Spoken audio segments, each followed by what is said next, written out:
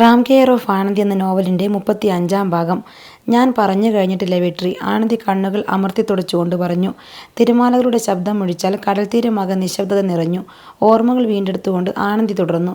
ആ സംഭവത്തിന് ശേഷം എനിക്ക് ബോധം വീഴുമ്പോൾ ഞാൻ തമിഴ് പുലികളുടെ സംരക്ഷണത്തിലായിരുന്നു.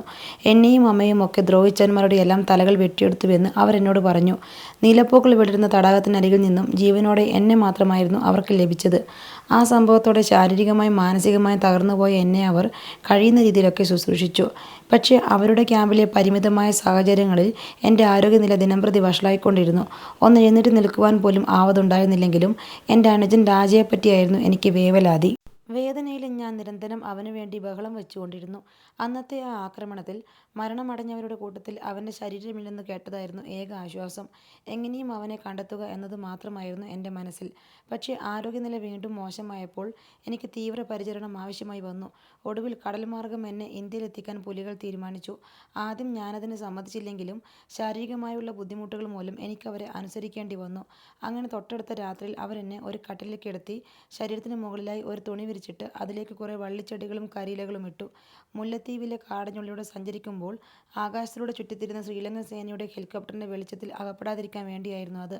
കടൽത്തീരം വരേക്ക് നിലത്ത് വയ്ക്കാതെയും അധികമായി ഇളക്കം തട്ടാതെയും അവരെന്നെ ചുമന്നു കൊണ്ടുപോയി. അവിടെ ആളൊഴിഞ്ഞ തീരത്ത് എനിക്ക് വേണ്ടി ഒരു മത്സ്യബന്ധന ബോട്ട് കാത്തു കിടപ്പുണ്ടായിരുന്നു. ആ ബോട്ടിൽ ശ്രീലങ്കൻ തീരം വിടുന്ന നേരത്ത് അപ്രതീക്ഷിതമായി വേലുപ്പിള്ള പ്രഭാകരൻ എന്നെ കാണുവാനായി വന്നു. എൻ്റെ ദയനീയാവസ്ഥ കണ്ട് അയാൾ എൻ്റെ നെറുകയിൽ വാത്സല്യത്തോടെ തലോടി. അച്ഛൻ മാത്രമാണ് എന്നെ അങ്ങനെ സ്നേഹത്തോടെ തലോടിയിട്ടുള്ളത്. ആ നേരത്ത് അപ്പ എന്ന് വിളിച്ചുകൊണ്ട് ഞാൻ ഉറക്കെ നിലവിളിച്ചു. ഇരുട്ടായിരുന്നുവെങ്കിലും അയാളുടെ കണ്ണുകളിലും കണ്ണുനീരിൻ്റെ തിളക്കം ഞാൻ തിരിച്ചറിഞ്ഞു. എൻ്റെ അനുജനെ എനിക്ക് തിരികെ വേണമെന്ന് ഞാൻ അയാളോട് അപേക്ഷിച്ചു. ധൈര്യമായി ഇന്ത്യയിലേക്ക് പോയിട്ട് വരാനും ഞാൻ തിരികെ എത്തുമ്പോൾ അവനെ എൻ്റെ കൈകളിൽ തിരികെ ഏൽപ്പിച്ചിരിക്കുമെന്നും അദ്ദേഹം എനിക്ക് വാക്ക് തന്നു.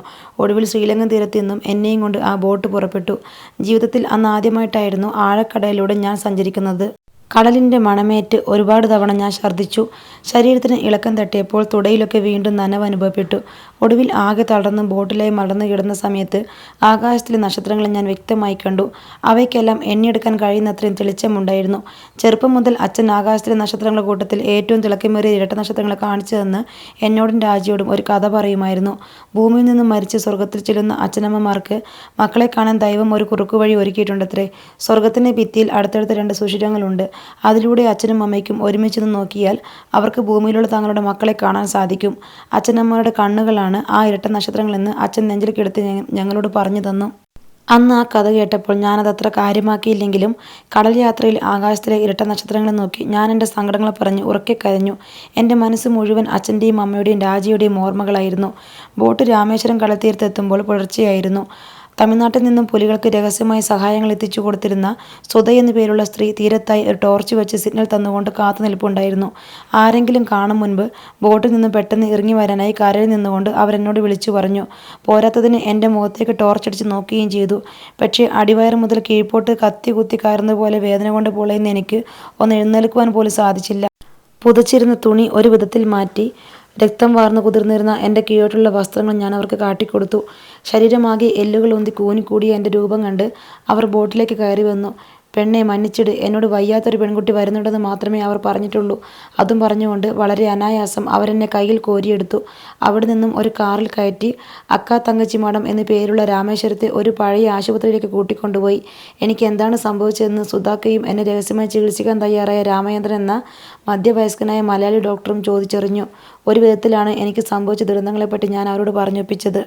റേപ്പ് കേസാണെന്ന് മനസ്സിലാക്കിയപ്പോൾ എനിക്ക് വേണ്ട ചികിത്സകൾ ഡോക്ടർ അടിയന്തരമായി നൽകി. ഇടയ്ക്ക് വെച്ച് എൻ്റെ ജീവൻ നഷ്ടപ്പെടുന്ന തരത്തിൽ ആരോഗ്യനില വഷളായി. അന്ന് രാത്രി മുഴുവൻ സമയവും സുധാക്കയും ആ ഡോക്ടറും എൻ്റെ ഒപ്പം ഇരുന്ന് എന്നെ പരിചരിച്ചു. ഒടുവിൽ അവരുടെ ശുശ്രൂഷയിൽ ഞാൻ അപകടനില തരണം ചെയ്തു. പിന്നീടുള്ള ദിവസങ്ങളിൽ എനിക്കവർ കൃത്യമായി ആഹാരവും മരുന്നും എല്ലാം നൽകി. പക്ഷേ എൻ്റെ എല്ലാ ദിവസങ്ങളിലും പാതി ഉറക്കത്തിൽ എന്നെയും അമ്മയെയും അച്ഛനെയും എല്ലാം അവർ ഉപദ്രവിക്കുന്ന കാഴ്ചകൾ സ്വപ്നമായി കണ്ട് ഞാൻ ഞെട്ടിയുണർന്നു. പകൽ സമയത്ത് പോലും മുറിവിട്ടിറങ്ങാൻ കൂട്ടാക്കാതിരുന്ന എന്നെ സുധാക്കയും രാമചന്ദ്രൻ ഡോക്ടറും ചേർന്ന് നിർബന്ധിച്ച് ഒരു സായാഹ്നത്തിൽ ആശുപത്രിയുടെ പരിസരമാകെ ചുറ്റിക്കാണിച്ചു. മൊത്തം പച്ചപ്പ് നിറഞ്ഞു നിൽക്കുന്ന അന്തരീക്ഷമായിരുന്നു അത്. ശരിക്കും അക്ക തങ്കച്ചി മഠം എന്ന പേരിലുള്ള വൃദ്ധസദനത്തിനൊപ്പം അവിടുത്തെ അന്തേവാസികളുടെ ചികിത്സയ്ക്കായി പ്രവർത്തിക്കുന്ന ഒരു ചെറിയ ആശുപത്രി മാത്രമായിരുന്നു അത്. ആശുപത്രി കെട്ടിടത്തിൻ്റെയും അവിടുത്തെ അന്തേവാസികൾ താമസിക്കുന്ന കെട്ടിടത്തിൻ്റെയും നടുവിലായി ഒരു വലിയ കുളമുണ്ടായിരുന്നു. അതിൻ്റെ കരയിൽ നീലപ്പൂക്കൾ വിടരുന്ന അതേ നീളം പുല്ലുകൾ വളർന്നു നിൽപ്പുണ്ടായിരുന്നു. ആദ്യം അവയോട് എനിക്ക് ഭയം തോന്നിയെങ്കിലും പിന്നെ പിന്നെ എല്ലാ വൈകുന്നേരങ്ങളിലും സുധാക്കയെയും കൂട്ടി ഞാൻ ആ കുളക്കരയിൽ വന്നിരുന്നു തുടങ്ങി. വൃദ്ധസദനത്തിലെ ആളുകളോട് സുധാക്ക ഞാനവരുടെ മകളാണെന്നും വിളർച്ച മാറാനുള്ള ചികിത്സയ്ക്ക് അവിടെ നിൽക്കുകയാണെന്നും പറഞ്ഞ് ധരിപ്പിച്ചു. അതുകൊണ്ട് തന്നെ അവരൊക്കെ മിണ്ടാൻ വന്നാലും കൂടുതൽ കള്ളത്തരങ്ങൾ പറയാതിരിക്കുവാൻ വേണ്ടി ആരോടും ഞാനധികം സംസാരിക്കുവാൻ നിന്നില്ല. എങ്കിലും കൂട്ടത്തിൽ വിഷാദത്തോടെ കാണപ്പെട്ട ചില പ്രായമായ അമ്മമാരോട് മാത്രം മാനസികമായ ഒരടുപ്പം ഞാൻ കാണിച്ചു. അങ്ങനെ 2 മാസത്തോളം സമയമെടുത്തു ശാരീരികമായും മാനസികമായും ഞാനൊന്ന് നേരെയാവാൻ. അപ്പോഴേക്കും 28 കിലോ ശരീരഭാരവുമായി അവിടേക്കെത്തിച്ചേർന്ന ഞാൻ സുധാക്കയുടെ സ്നേഹവും പരിചരണവും മൂലം 40 കിലോയായി മാറി. അതോടൊപ്പം ഏതൊരു മോശം സാഹചര്യത്തെയും ഒറ്റയ്ക്ക് നേരിടുവാൻ ശാരീരികമായും മാനസികമായും അവരെന്നെ പ്രാപ്തയാക്കി. അത്യാവശ്യം ആരോഗ്യമുള്ള ഒരുവനെ നിമിഷനേരങ്ങൾക്കുള്ളിൽ കീഴ്പ്പെടുത്താനുള്ള ചില മർമ്മവിദ്യകൾ കളരി വിദഗ്ധൻ കൂടിയായ രാമചന്ദ്രൻ ഡോക്ടർ എനിക്ക് പഠിപ്പിച്ചു തന്നു. അതോടെ എൻ്റെ ആത്മവിശ്വാസവും വർദ്ധിച്ചു. ഇടയ്ക്കൊരു ദിവസം രാമേശ്വരത്ത് തന്നെയുള്ള രാമനാഥസ്വാമി കോവിലിലേക്ക് സുധാക്ക എന്നെ കൂട്ടിക്കൊണ്ടുപോയി. ആ കോവിലിൽ 22 കിണറുകളിലായി 22 തരത്തിലെ തീർത്ഥജലമുണ്ടായിരുന്നു. അക്ക ആ കിണറുകളിൽ നിന്നെല്ലാം വെള്ളം കോരി എന്നെ കുളിപ്പിച്ചു. ഒരു പെണ്ണ് പൂവായി തുടരുന്ന കാലം അത്രയും നശിപ്പിക്കുവാനായി ആളുകൾ വന്നുകൊണ്ടേയിരിക്കും. പക്ഷേ ഒരു വട്ടം അവൾ കനലായി മാറിക്കഴിഞ്ഞാൽ തൊടുവാൻ ആളുകൾ ഭയക്കും. ഇനി മുതൽ നീ പൂവല്ല, എരിയുന്ന കനലാണ്, അവർ പറഞ്ഞു. പുണ്യസ്നാനത്തിലൂടെ പാപമുക്തി നേടുന്നത് പോലുള്ള കാര്യങ്ങളിൽ തീരെ വിശ്വാസമുണ്ടായിരുന്നില്ലെങ്കിലും ജീവിതത്തിന് വീണ്ടും ഒരു തുടക്കം ആവശ്യമായിരുന്നതിനാൽ എനിക്കതൊരാശ്വാസമായി തോന്നി. തൊട്ടടുത്ത ദിവസം വൈകുന്നേരത്ത് കുളക്കരയിലേക്ക് പോകുമ്പോഴാണ് ശ്രീലങ്കയിൽ നിന്നും അപ്രതീക്ഷിതമായി ഒരു സന്തോഷവാർത്ത എന്നെ തേടിയെത്തിയത്. കിള്ളിനോച്ചിയുടെ സമീപ പ്രദേശമായ വാവുനിയ എന്ന ഗ്രാമത്തിൽ നിന്നും എൻ്റെ അനുജൻ രാജിയെ പുലികൾ തേടി കണ്ടുപിടിച്ചുവത്രേ. അതറിഞ്ഞ നിമിഷത്തിൽ ഉറക്കെ ചിരിച്ചുകൊണ്ട് ആ കുളത്തിനു ചുറ്റും ഞാൻ നിർത്താതെ ഓടി. ഒരുപക്ഷേ എൻ്റെ പ്രവൃത്തി കണ്ട് വൃദ്ധസദനത്തിലെ പലരും ഞാനൊരു മാനസിക രോഗിയാണെന്ന് ചിലപ്പോൾ കരുതി കാണും. അന്നു മുതൽ എങ്ങനെയെങ്കിലും ആശുപത്രിയിൽ നിന്നും തിരികെ ശ്രീലങ്കയിലേക്ക് പോയാൽ മതിയെന്നായി എനിക്ക്. പിന്നീടുള്ള ദിവസങ്ങൾ അടങ്ങാത്ത കാത്തിരിപ്പിൻ്റേതായിരുന്നു. ഏതാനും ദിവസങ്ങൾ കൂടി കഴിഞ്ഞതും ഞാൻ പൂർണ്ണ ആരോഗ്യവതിയാണെന്ന് ഡോക്ടർ സുധാക്കയോട് പറഞ്ഞു. അത് കേൾക്കാൻ കാത്തിരുന്നത് പോലെ സുധാക്ക എനിക്ക് തിരിച്ചു പോകുവാനുള്ള തയ്യാറെടുപ്പുകളൊക്കെയും ചെയ്തു തന്നു. അക്കാത്തങ്കച്ചി മഠത്തിൽ നിന്നും പോരും മുൻപ് മഠത്തിലെ അന്തേവാസികളോടെല്ലാം ഞാൻ യാത്ര പറഞ്ഞു. രാമചന്ദ്രൻ ഡോക്ടറോട് എന്ത് നന്ദിവാക്ക് പറയണമെന്ന് എനിക്കറിയില്ലായിരുന്നു. ഞാൻ യാത്ര പറയുന്ന സമയത്ത് അയാൾ എൻ്റെ കയ്യിൽ ബലമായി അമർത്തിയിട്ട് ഒരു ഉപദേശം തന്നു. ഇനി ആരെങ്കിലും നിന്റെ സമ്മതമില്ലാതെ ശരീരത്തിൽ തൊടാൻ വന്നാൽ അത്രയും പറഞ്ഞിട്ട് ചൂണ്ടുവിരൽ കൊണ്ട് സ്വന്തം കഴുത്തിലൂടെ ഒന്ന് വരഞ്ഞു കാട്ടിയിട്ട് ഒരു കണ്ണിറുക്കി കാണിച്ചു. 2009 മെയ് 17 അർദ്ധരാത്രിയോടെ മഠത്തിൽ നിന്നും സുധാക്ക എന്നെ രഹസ്യമായി രാമേശ്വരത്തെ കടൽത്തീരത്തെത്തിച്ചു. പോകും മുൻപ് രാജയ്ക്ക് കൊടുക്കുവാനായി ഒരു സഞ്ചി നിറയെ കളിപ്പാട്ടങ്ങളും മിഠായിയുമെല്ലാം എന്നെ ഏൽപ്പിച്ചു. അതും പിടിച്ചു നിൽക്കുന്ന എന്നെ അവർ അടിമുടി നോക്കിയിട്ട് നീ ഇപ്പോൾ ഒരു സുന്ദരി കോതയാണെന്ന് പറഞ്ഞ് പരിഹസിച്ചു. ചേർത്ത് പിടിച്ച് നെറുകയിൽ ഒരു മുത്തവും നൽകി. ഒന്ന് എഴുന്നേറ്റ് നിൽക്കാൻ പോലും ആവതില്ലാതെ അതേ കടൽത്തീരത്ത് വന്നെത്തിയ ഞാൻ മജ്ജയും മാംസവും ഒക്കെയുള്ള ഒരു പെൺകുട്ടിയെ അവിടെ നിൽക്കുന്നത് ആ സ്ത്രീ കാരണമാണ്. വേണമെങ്കിൽ അവർക്കെന്നെ അനായാസം കൈയൊഴിയാമായിരുന്നു. പക്ഷേ അത് ചെയ്യാതെ ശരിക്കും ഒരു മകളെപ്പോലെയായിരുന്നു അവരെന്നെ അത്രയും കാലം ചേർത്ത് വെച്ച് സംരക്ഷിച്ചത്. അങ്ങനെ സുധാക്കയുമായുള്ള യാത്ര പറച്ചിലുകൾക്കൊടുവിൽ ബോട്ട് പുറപ്പെടുന്നതിന് ഏതാനും നിമിഷങ്ങൾക്ക് മുൻപ് ഇടുത്തി പോലെ ആ വാർത്ത ഞങ്ങളിലേക്ക് എത്തി. ശ്രീലങ്കയിൽ നടന്നുകൊണ്ടിരിക്കുന്ന യുദ്ധത്തിനിടയിൽ വേലുപ്പിള്ള പ്രഭാകരനെയും കൂട്ടാളികളെയും ശ്രീലങ്കൻ സേന വധിച്ചുവത്രേ. അതോടൊപ്പം പുലികൾ സംരക്ഷിച്ച ഭാഗങ്ങൾ അത്രയും അവർ ബോംബിട്ട് തകർത്ത് കളഞ്ഞു. ആക്രമണത്തിൽ 50,000-ൽ കൂടുതൽ ആളുകളും മരണപ്പെട്ടിരുന്നു. പുലികളുടെ കൂട്ടത്തിൽ ബാക്കിയുള്ളവരെയും അവരുടെ സംരക്ഷണത്തിൽ കഴിഞ്ഞിരുന്ന ആളുകളെയുമെല്ലാം പ്രായവ്യത്യാസമില്ലാതെ തിരഞ്ഞുപിടിച്ച് വധിക്കുവാനുള്ള ഓർഡർ ഗവൺമെൻറ് രഹസ്യമായി നൽകിയെന്നറിഞ്ഞപ്പോൾ തിരികെ പോകുവാൻ സുധാക്ക എന്നെ അനുവദിച്ചില്ല. കടലിലേക്കും ബോട്ടിലേക്കും കയ്യിലിരിക്കുന്ന കളിപ്പാട്ട സഞ്ചിയിലേക്ക് നോക്കി എന്ത് ചെയ്യണമെന്നറിയാതെ ഞാൻ ആ കടൽ തീരത്ത് പകച്ചു നിന്നു. എൻ്റെ മനസ്സ് മുഴുവൻ രാജയുടെ മുഖമായിരുന്നു. ഒരു ദിവസത്തിൻ്റെ വ്യത്യാസത്തിൽ ഇരു കരകളിലായി ഞങ്ങൾ രണ്ടുപേരും എന്നേക്കുമായി ഒറ്റപ്പെട്ടുപോയി. പ്രഭാകരൻ മരിച്ച വിവരം ശ്രീലങ്കൻ ഗവൺമെൻറ് അപ്പോഴും പുറത്തുവിടാത്തതിനാൽ ആ വാർത്ത പുറത്തുവിടുന്ന തൊട്ടടുത്ത നിമിഷത്തിൽ ഇന്ത്യയുടെ കടൽത്തീരങ്ങളിൽ ഇന്ത്യൻ സേനയുടെ കാവലുണ്ടാകുമെന്ന് സുധാക്കയ്ക്ക് അറിയാമായിരുന്നു. അതുകൊണ്ട് തന്നെ അവരെന്നെ തിരുപ്പൂരിലേക്ക് കൂട്ടിക്കൊണ്ടുപോയി. 2 ദിവസത്തിന് ശേഷമാണ് വേലുപ്പിള്ള പ്രഭാകരൻ കൊല്ലപ്പെട്ട വാർത്ത സേന പുറത്തുവിട്ടത്.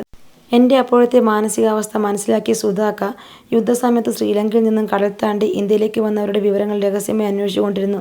പക്ഷേ ആ കൂട്ടത്തിലെങ്ങും രാജ എന്നു പേരുള്ള 6 വയസ്സുകാരനെ അവർക്ക് കണ്ടെത്തുവാനായില്ല. മരണപ്പെട്ടവരുടെ വിവരങ്ങൾ ശ്രീലങ്കൻ ഗവൺമെൻറ് പുറത്തുവിട്ടതുമില്ല. മാത്രമല്ല അവരുടെ ആക്രമണത്തിൽ കൊല്ലപ്പെട്ടവരുടെ എണ്ണം 4-1 കുറച്ചുമാണ് അവർ പുറംലോകത്തെ അറിയിച്ചത്. യുദ്ധസമയത്ത് ശ്രീലങ്കയിൽ നിന്നും ഒളിച്ചെത്തിയ തമിഴിൽ പലരെയും സുധാക്ക തിരുപ്പൂരിലേക്ക് കൂട്ടിക്കൊണ്ടുവന്നു.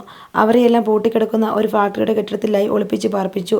വൈകാതെ അവർക്ക് കള്ള ID പ്രൂഫുണ്ടാക്കി തിരുപ്പൂരിലെ പല ബനിയൻ കമ്പനികളിലും തുണിമില്ലുകളിലുമെല്ലാം ജോലിയും വാങ്ങിച്ചു കൊടുത്തു. ശമ്പളം കിട്ടി തുടങ്ങിയപ്പോൾ സുധാക്കയുടെ നിർദ്ദേശപ്രകാരം പതിയെ പതിയെ ആ ഫാക്ടറിക്കുള്ളിൽ നിന്നും പലരും ചെറിയ ചെറിയ വീടുകൾ വാടകയ്ക്കെടുത്ത് അങ്ങോട്ടേക്ക് മാറി താമസിച്ചു.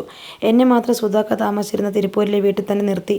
വാണിയമ്പാടിയായിരുന്നു സുധാക്കയുടെ സ്ഥലമെങ്കിലും 2 ദിവസം കൂടുമ്പോൾ അവർ ഞങ്ങളുടെ അടുത്തേക്ക് വന്നു പോയിക്കൊണ്ടിരുന്നു.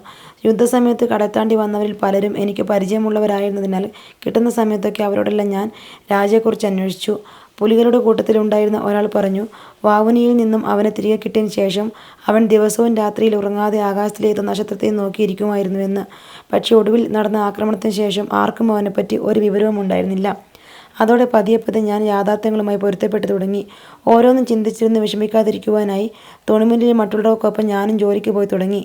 വൈകുന്നേരങ്ങളിൽ സുധാക്ക കൊണ്ടുവന്ന് തന്ന പുസ്തകങ്ങൾ നോക്കി പഠിച്ചു.